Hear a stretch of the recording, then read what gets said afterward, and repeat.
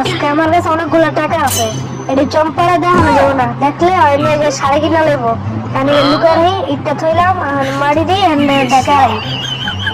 Yes হয়ে গেছে গে, গাছটা লাগা রাই যাতে বুঝতে না পারে। ঠিক আছে না জায়গা? আমি তো দেখে বেড়াইছি। এবার আমি সবগুলো খুলে নেবো, খুলে টাকাগুলো নেবো, তারপরে অনেকগুলো শাড়ি কিনবো, কাপড় চোপড় কিনবো। এই যে খুলে বেড়াইছি, কি কষ্ট।